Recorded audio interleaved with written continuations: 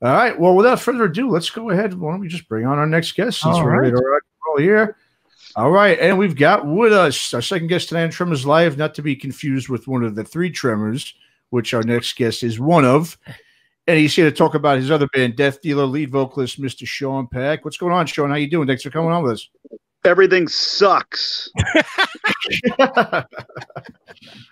Elaborate. No, that's what I always say when the waitress comes over and goes, "How is everything?" And I go, "It sucks." And I like to see the waitresses freak out. I just trying to keep life interesting, man. If you go, "Oh, it's fine, everything's good," like, no. How's your day going, sir? It sucks. Like, shock the fuck out of people. But there's nothing I love better than talking about myself. So let's do it. All right. Well, let's get right to it. And let's talk about the new Death Dealer record titled Conquering Lands. It's the band's third release. It's set for a November 13th release on Steel Cartel. And it's the first album in 5 years since 2015's Hallowed Ground. And I remember reading that the record, it had been in the making for some time. And obviously, most musicians and artists have plenty of that these days to complete, unfinished projects and work on new ventures that you normally wouldn't have time to do. So first off, did the pandemic, in a way, did it really help expedite the completion of the record? Did you guys ever consider holding the record back until you were able to tour for it? Well, we were finishing it before the pandemic started. We committed to getting it done, but I think I want to go on record as being the most prolific pandemic artist in metal, because I think I've done like 70 songs since April. Wow. Yeah. So I'm going to fire the first shot. I challenge any other metal guy. Have you done 70 songs? I don't think so. We finished the Hallowed Ground album. As far as Death Dealer goes, the fourth Death Dealer album is completely finished, and we're almost done with the fifth Death Dealer album. Oh my gosh. So there's Death Dealer as far as the fucking eye can see. Wow. The new Three Tremors album is done. Great. The new Cage, we've got like 15 songs, and we're just trying to write more. And normally I write 12 songs and 12 songs go on the album, but we got so much material, it's like we're actually going to do what everybody else does and choose some of the best or pick the best. And then I've got another top secret band thing that has to do with former King Diamond, Merciful Fate people that I can't really talk about, and I'm working on that too. So yes, the pandemic, if you aren't a creative person and don't have a project during these times, I don't know what the hell you're doing with yourself. You can only turn on Netflix so many times and just scroll through horrible fucking movies. So I'm glad I'm a creative guy, and I'm, working on, I work till fucking 1 or 2 o'clock at night on shit every night. So I've been keeping busy, and there's going to be so much Sean Peck screaming heavy metal till God knows when people are going to be sick to death of me. Hey, I'm going to push back on our account, Sean. We've done 80 plus interviews since April. So we're right there with you, man. That's impressive, man. You guys are, I always give props to guys like you that do what you're doing is for a passion, like we do it. And the first fun part about being in a band is the performing, and then the second part is like talking to cool fucking metalheads like you guys about shit. Nice. Cool, man. Yeah, thanks, Wolf. Yeah, we appreciate you coming on talking to us. And there's definitely, let's talk about the record again, man. There's definitely, I think, some significant differences that on this record than from Hallowed Ground. The first, obviously, is the addition of Mike LaPond, obviously from Symphony X, and Ross the Boss, who's major supergroup, even now more super with him joining the fold. The songs have more of those mid-tempo breaks that I think really allows Mike to showcase his bass guitar prowess, which to me also it makes the songs in the overall record that much stronger.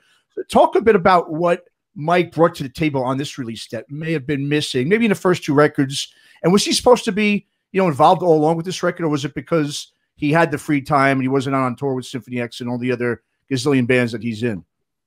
Well, Mike Davis, the guy from Lizzie Borden and Halford, he had like all kinds of shit going on. And at the time we thought we were going to be doing all kinds of touring and all this shit. So we're still bros with him. And he, said, hey, I don't know that I'm going to be able to do this shit. And so Ross the Boss had stolen our drummer, Steve Bolognese. And so it was only made sense for us to steal back his bass player. So, like, oh, you want to steal my drummer? Well, fucking, how about me stealing your bass player? So that's kind of how that went down. And then, like, no disrespect to any of the other bass players I work with, but man, like, LaPond is so musical. Like, it's the first time, most of the time, like, the bass tracks get done on a record, like, oh yeah, it sounds cool, and it's kind of just there. But this, man, there's all these do these notes everywhere. I was just like, holy shit, he comes up with so many killer runs and killer ideas that really adds a lot to the music. So it's kind of a new thing for me, because normally I don't give a fuck about the bass. We go to band practice, like, we can't practice, we don't have the bass player. I'm like, the fuck is the bass player? The fuck needs the bass player for?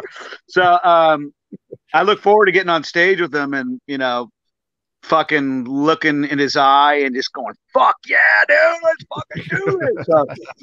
So I'm really excited to have him on there. And he's already recorded all these other fucking, he's already recorded a whole nother album and then another album. So, I mean, right. I got Mike LaPond fucking bass tracks in my mind, like way down the road. So, yeah, great. He added a lot to it, and people were really excited about it. And the response on this record, it's kind of weird for me, because I've been sitting on these songs for so long that I'm just like, I'm trying to get excited about it. And so I went back like 2 days ago and listened to the record again. I'm like, oh, this is a fucking kick-ass record.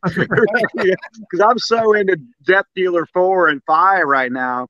Right. And that Death Dealer 3, Conquered Lands, and I had to go back and I listened to the whole thing from start to finish. I'm like, okay, now I can see it from an outsider's perspective of why people are so fucking pumped on this record, because it's fucking good, man, and the reviews have been fantastic. So I'm excited. No question. Now, Sean, you've obviously worked with several guitar players, and the two most notable, at least to me, are Conan Garcia and obviously Ross. And you've made similar kind of music with both guys, but I think that they really have distinctions that come a lot from the guitar players. Do you approach writing music and recording music the same way with each guy, or do you have a different approach when you work with Conan as you do with Ross the Boss? Well, me and Conan are, fucking 1992, fucking soul brothers. Right. So there's definitely, I talk to the motherfucker every day, about football games and stupid shit. I talk to Ross all the time too about other shit. So that's a cool thing about these bands, is we're fucking bros beyond the music too. And that's how, even in the Three Tremors, how, we became with Tim and Harry, is like, we like each other too, and we like hanging out and fucking joking and shit with each other. So that really, it makes it, I'm in it for the fun, man. So if I'm not having fun, then fucking forget about it. So every one of those guys is cool. But as far as writing the songs,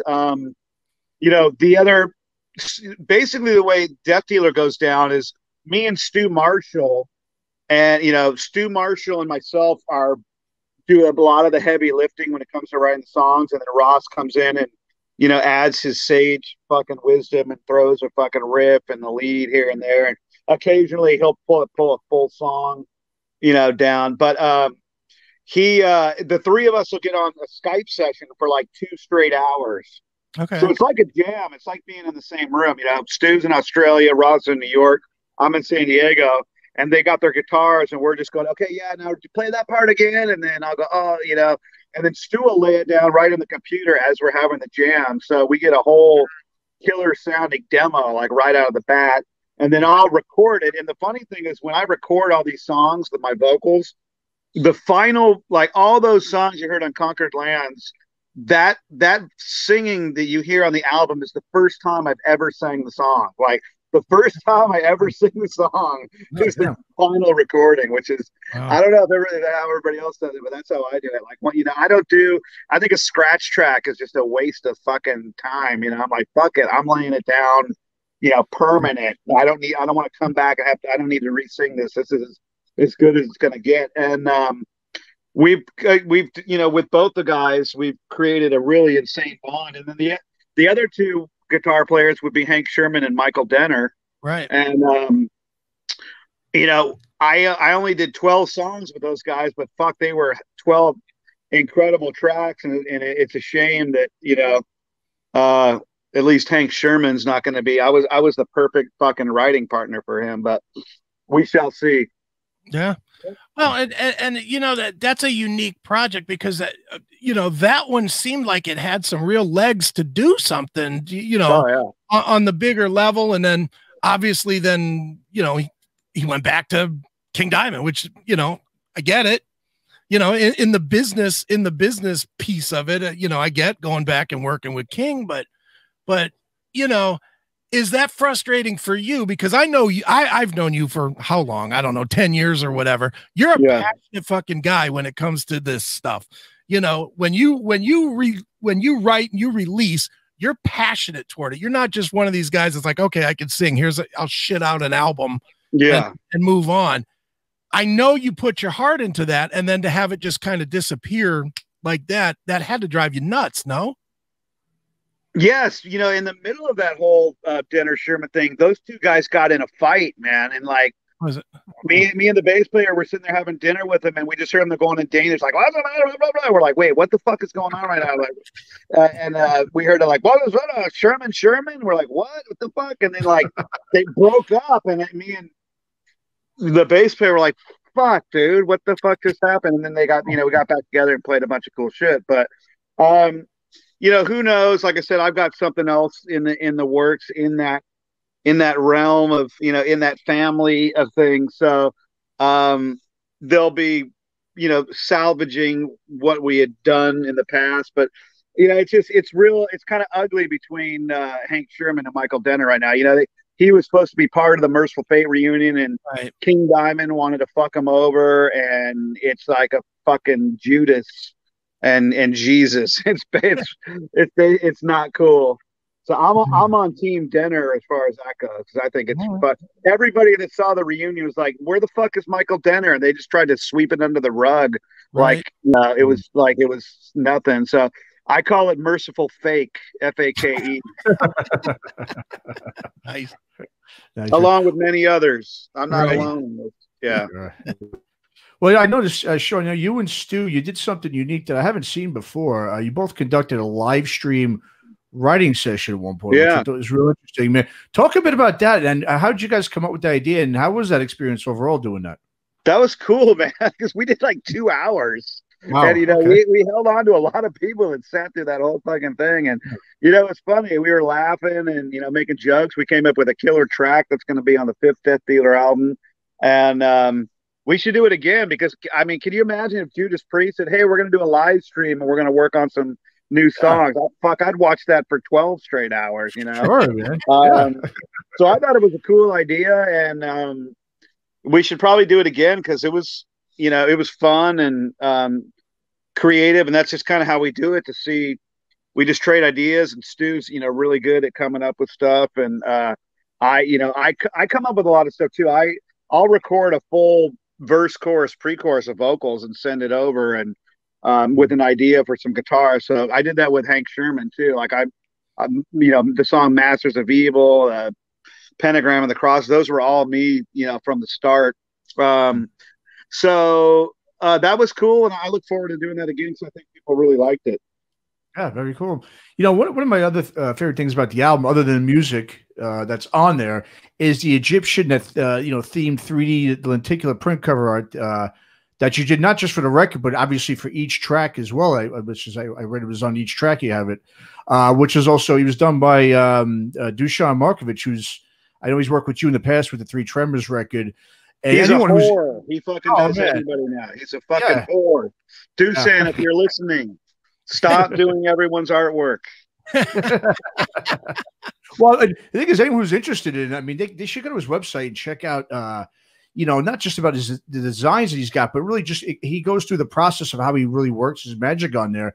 It's really cool, and it's amazing what he can do without those 3D effects and the photo manipulation. So, talk a bit about your collaborative efforts with him, and when it comes to putting together ideas and concepts for the record, what exactly were you guys going for with the artwork for Conquered Lands? Well, the number one, if you want a wolf, there's no wolves on this one, but if you want a wolf, he's the fucking king of wolves, man. No one beats this dude's wolf. If you want a fucking warrior with a fucking sword behind in front of a castle, like, this is your guy. What I like to do I'm a comic book guy, so I've been collecting comics for fucking years, and I'm really particular on my artwork. I'm like, some artwork people, you can see the walls in here, just all comic book art and shit. Right. And what I like to do with Doosan is get him to do shit that he is out of his, like, he doesn't do a lot of. So okay. I didn't really remember him doing any Egyptian shit. And so I got with him and we talked about the basic concepts, and then I go, okay, well, we got to make the dude look fucking crazy, not just a fucking pharaoh with a skull face. And so we came up with this really unique looking, vibe to the main guy. People, man, I knew the album cover was killer, but I didn't know the reaction would be this good. People fucking love this album cover, and the shirt, all the merch looks incredible. It's like the shirts and all the shit we made with it. The vinyl's like just awesome. What we're with this whole Steel Cartel thing is we're going with like I coined the phrase, we're the kings of the physical medium. I stole a line from Stan Lee from Marvel Comics. He says, I'll say, heavy metal is like a nice pair of tits. It's much better when you're holding it in your hands instead of looking at it on the internet. Right? I like that. Yeah. And so, and that's the other thing we're doing. We're taking a stand against Spotify. Only 3 songs of this album are going to be on Spotify or any of the streaming services. And the songs that are going to be on there are the songs we're releasing as videos. And not only that, we've been giving the songs out free as an MP3. We put out the video. We give people that are on the email list the MP3 because they can hear it online anyways. Mm-hmm. So why not give them the fucking song to put in their phone or whatever? And but if you want to hear the rest of this fucking kick-ass album, you got to support the band and pick up a copy. Spend fucking $15 and support metal and buy it. And a lot of the journalists and the fans, the pre-orders have been fantastic at deathdealermetal.com, and they've been supporting the concept. All these people bitch about Spotify we don't make any money, and then they don't do anything about it. Friday release date comes and their fucking album is up there for free. Everyone just pushes a button like, why do I gotta buy it? I just heard the whole fucking album for free. Like, fucking thanks, Spotify and YouTube. So that makes zero fucking sense to me. I'm 53 years old. I'm far past the do it for exposure. I'm past the exposure stage, man. So it's been great, man. And not only do we make these killer packages within, our product fucking is better, a higher quality and better looking than all the major labels. I'll put our shit up against anybody's shit. And the prices for the stuff is like 2/3 of what all the other major labels have. The prices are fucking incredible. People, I put the price up, like I raised it $5. I'm like, I don't know. And they're like, fuck all this for only, it's like $45 for the whole package with the CD or something. So real good value for the metalheads, and the pre-orders have been great. And that's our business model. And, we've got 3 or 4 more releases for my own shit next year, and it's going to be all the same. It's going to look killer, and it's going to be a great value. Awesome, man. Yeah, that sounds great, man. One of the interesting things too, just going back to the inception of Death Dealer, is that you guys initially started out as an online collaboration between you and Stu. Obviously he's in Australia, you're in San Diego, and now here it is almost a decade later, and now you got this big time power metal supergroup with you. You got Ross, Steve, and Mike. It's just a massive lineup. Take us back a bit to when you and Stu first started to plant the seeds for Death Dealer, and the initial collaborations. I mean, did you have ambitions for it to become what it is now, or that did that just sort of all kind of take on a life of its own to become what it is today with, you know, all that sizable talent you have in the band that exists? Well, I mean, it was, you know, this one of my old publicists hooked me up with Stu. Stu was like a fan of Cage. Stu was doing his Empires of Eden stuff, which was like a bunch of guest singers, like everybody you can imagine. He had just left Dungeon. And we did a song called Total Devastation, which we put on Hallowed Ground. And it was, you know, of course it was the best song on the fucking album. I was on it, right? So, I mean, of course it's going to be the best fucking song. So, you know, and he liked working with me, like, let's do another song. And I'm like, okay. And at that time I was like, look, I mean, I get everything I need out of Cage. I don't need to be in any other bands. You know, this is fully satisfying. And then, you know, we were on Skype one night. He called me up on Skype and we were having a couple drinks. Like, mate, we got to start a band called Death Dealer. And I'm like, dude, that name's got to be taken. What are you, fucking crazy? And he's like, no, dude, there was a Death Dealer in Canada and they're not doing shit.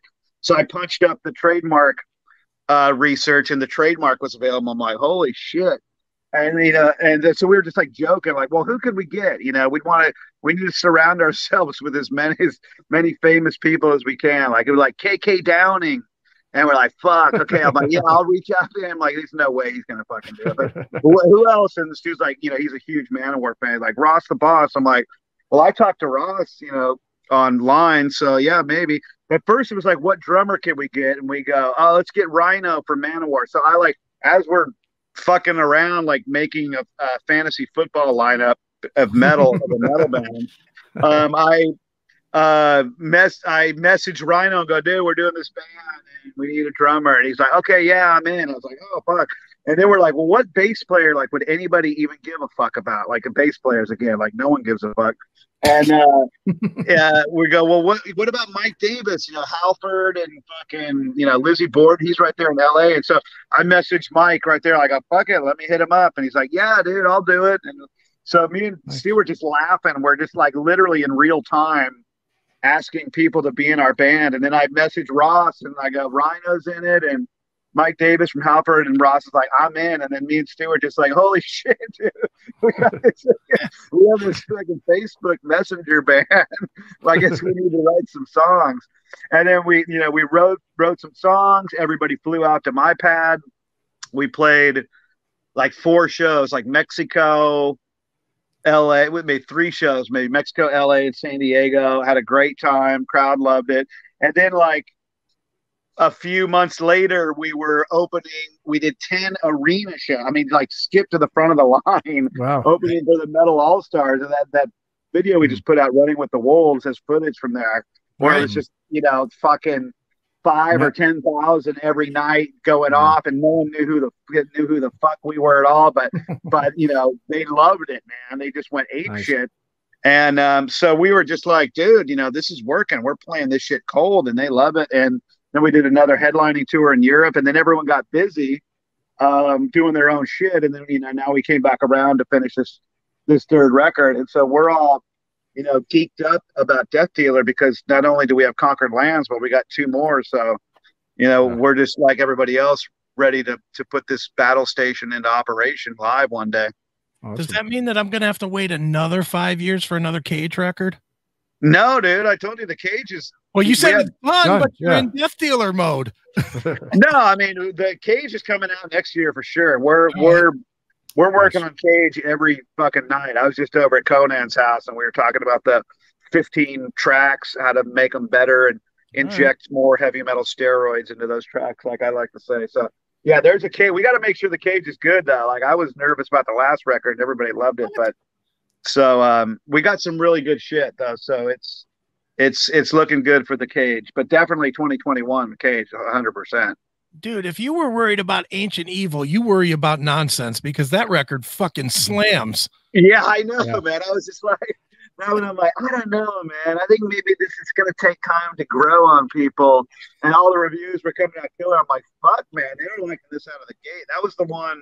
I was totally confident about all the other Cage records. And that was the one I was like, yeah, this could be the one. And yeah, so we have a killer track record of of well-received albums with Cage.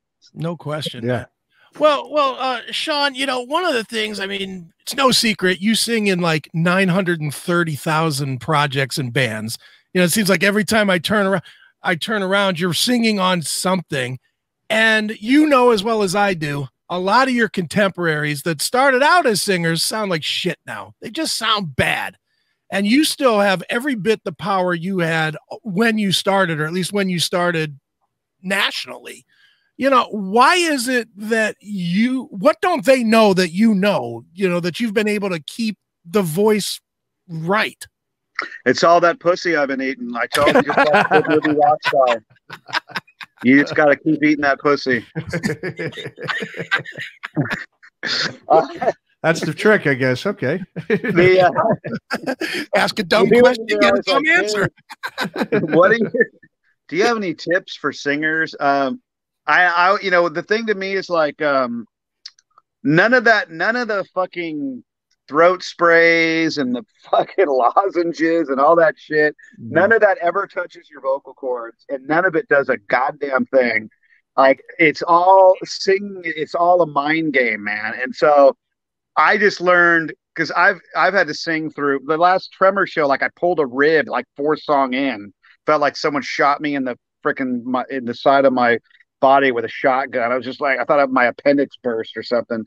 So I've been through like completely adverse scenarios, live. And so I learned, like, dude, no matter how fucked up you're on tour, your voice is fucked, whatever, just go out there and just go for it. And it's not going to be perfect.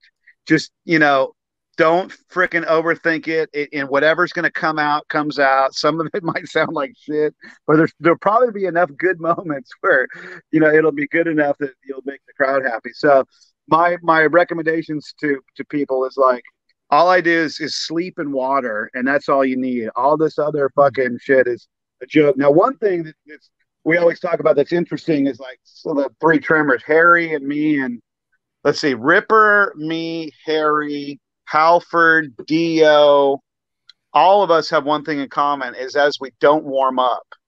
Okay. Everyone's got to do whatever works for them, but I hate sound check. I don't like going up there and revving up the jet engines and then, revving them down and then getting them back up. So I don't even barely fucking sing at sound check at all. And I like just going out there and blasting it. And David Draymond was talking to Ronnie James Dio, and he said, Ronnie, what do you do to warm up? And Ronnie James Dio told David Draymond, David, if you have to warm up, you really don't have it, do you? Good point, man. So you gotta do, there's things that I can do better now than 5 years ago, and there's some things that I can't do as good as I could 5 years ago. So the voice is always changing, and but I'm able to. I got a couple new technique. I went through a rough patch probably from like 3 years ago, man, and my voice was kind of in a flux, and I was like, what the fuck is going on? I went to the voice doctor, and like, yeah, you're fine, but the voice doctor I go to is like, does the opera people here and shit, and he's like, the voices don't last forever, and I'm like, Doc, I don't want to hear that shit. I'm not coming to you to have you tell me the fucking voices don't last forever. Like, you're not helping the situation, right? And I just figured it out and kind of got in, changed up the techniques a little bit, and so far so good, man. I've been doing a lot of singing. Singing in the studio is different than singing live, and we had our first band practice with Cage a while ago, like last week, and fuck, it was great to get in the room, and we're all jamming, and we're like, yeah, sounds great. We're like, we don't know what the fuck we're gonna do with us sounding great live, but hey, we're here and having fun at least. So yeah, man, the voice is a tricky thing, and so far I'm able to keep doing the frickin' screaming heavy metal that I need to do to make it a Sean Peck experience.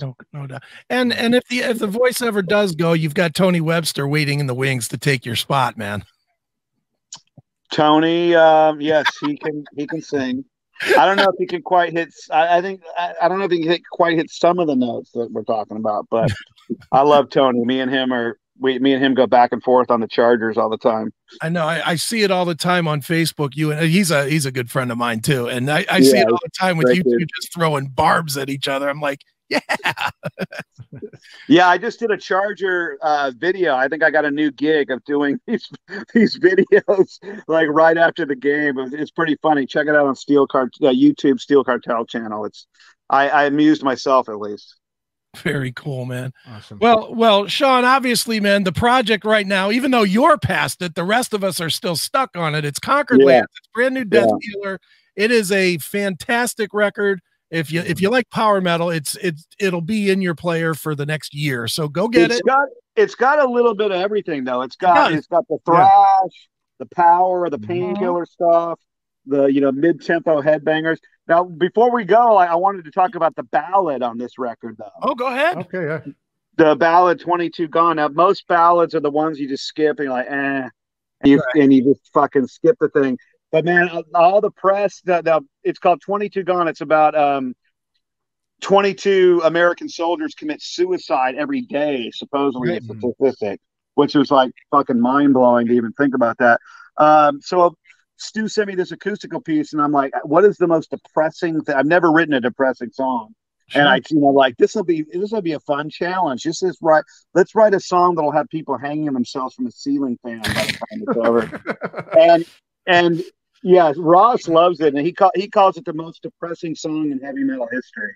So I'm pretty proud of the ballad, and all the reviews have been talking about the ballad too. So I mean, it's you've got a killer album when people like the ballad on the fucking album. That's a good point. Yeah. We got something working for Conquered Lands. DeathDealerMetal.com, DeathDealerMetal.com. Support heavy metal. Absolutely, man. Awesome. Well, dude, thanks so much for coming on once again. And we're going to talk to your compadre here in like 5 minutes. He's going to jump on and talk, Ross. So, good stuff, man. And, obviously the door's open whenever we get Cage or Tremors, or if Warrior ever does something and you happen to be in front of it. Those fucking guys. Jesus. Did you see, I talked to, AC, I go, dude, let's just do an EP. And then Joe Floyd. Yeah, let's do an EP. And we're ready to do it. We already had some songs we worked on back when I was with them. And then like 2 days later, like, oh yeah, Perry, the singer, he wants to do the EP with us. I'm like, all right, you haven't done anything for fucking 15 years. I get you off your ass to do an EP, and now Perry wants to do it. I'm like, that's cool, because that's what the fans are going. They're going to want him anyways. I totally get it. And then that was like fucking 6 months ago. They got nothing. They don't put out a post on Facebook. Nothing.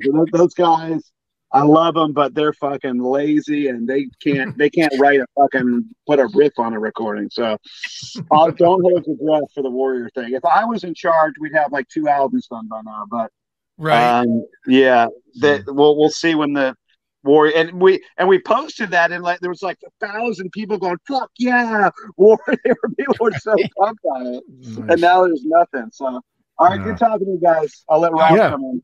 All right, thanks, Sean. Take care, buddy. Thanks a lot. Peace. Thanks for listening to Aftershocks. For more episodes, go to our website at www.aftershockspodcast.com. Visit us on our Facebook, Instagram, and Twitter pages for more news and information on the podcast. And be sure to subscribe, listen to, and review all episodes on YouTube, Spotify, Apple Podcasts, and all other podcast platforms. For your music listening pleasure, visit our website or go to www.shockwavesradio.com. For all comments and questions, please email us at info@aftershockspodcast.com.